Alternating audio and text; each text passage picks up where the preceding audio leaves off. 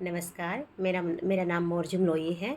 मैं अरुणाचल प्रदेश के बिनियांगा शासकीय महिला महाविद्यालय लेकी नामक विमेंस कॉलेज में बतौर असिस्टेंट प्रोफेसर हिंदी विभाग में हिंदी साहित्य पढ़ाती हूँ। मैं कोई प्रोफेशनल व्लॉगर या यूट्यूबर नहीं हूँ। मुझे जब लगता है कि हमारे यहाँ क्या होता है कि हिंदी पर मटेरियल मिलना जो है बहुत मुश्किल हो जाती है, और जब कभी मुझे लगता है कि इस पर बच्चे जो है आराम से इसे समझकर अपने नोट्स में इसका सहारा ले सकते हैं, मुझे ऐसा लगता है, तो मैं थोड़ा बहुत वीडियो बनाकर अपलोड करना पसंद करती हूँ। और इससे किसी एक को भी फ़ायदा होती है तो ये मैं अपना कार्य को सार्थक मानूंगी। वैसे हम हिंदी भाषी क्षेत्र से हैं, थोड़ी बहुत भूल चूक होती है तो मैं अग्रिम क्षमा चाहती हूँ। मेरी जो आज का विषय है वो है आत्मकथा पर, जो कि तृतीय सत्र के बीए तृतीय सत्र के एक पेपर का विषय है आत्मकथा। तो आज मैं आत्मकथा की परिभाषा और विशेषता, जो कि इकाई 1 में प्रथम इकाई में जो है इसे दिया गया है, उस पर थोड़ा सा बात करने का प्रयास करूँगी। मेरे पास मेरे द्वारा लिखे गए नोट से मैं उसी के सहारा लेकर बात करूंगी और बात को कम शब्दों में समाप्त करने का प्रयास करूंगी। तो आप देखते हैं आगे। आत्मकथा। आत्मकथा को अंग्रेजी में ऑटोबायोग्राफी कहते हैं। यह एक ऐसी गद्य रचना है जिसमें लेखक स्वयं अपने जीवन की कथा पाठकों के समक्ष आत्मीयता के साथ रखता है। यह संस्मरणात्मक होती है।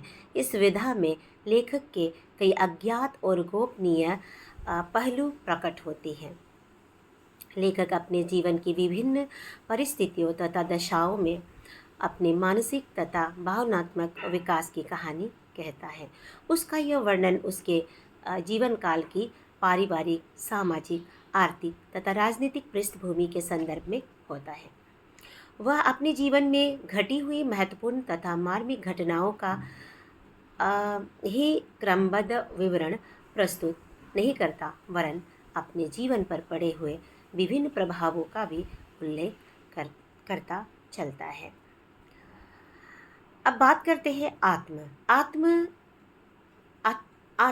आत्मन शब्द से लिया गया है, जिसका अर्थ है स्वयं का। आत्मकथा, आत्मचरित, आत्मकथन शब्दों का सामान्यतः एक ही अर्थ होता है। अब हम बात करते हैं उसकी परिभाषा पर।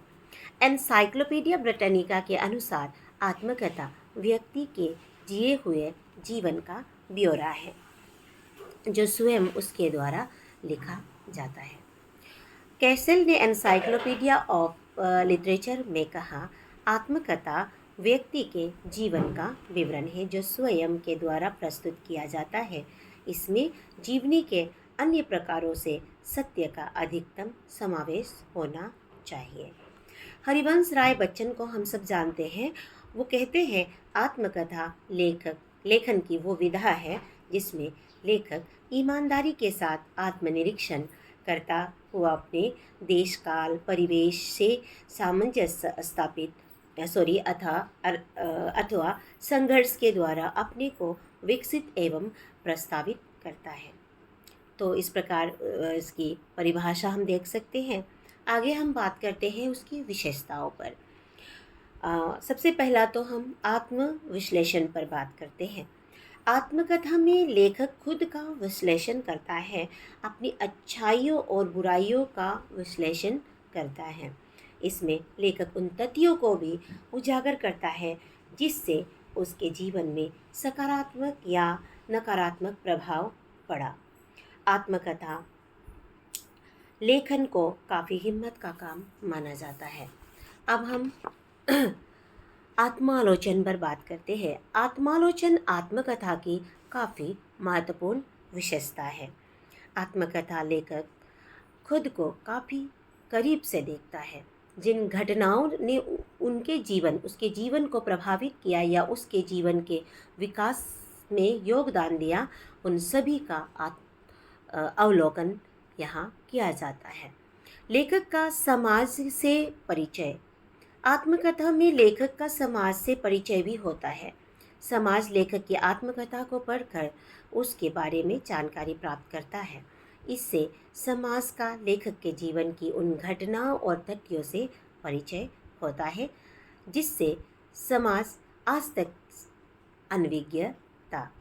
आत्मकथाएं कई बार समाज को प्रेरणा प्रदान करने का काम भी करती हैं।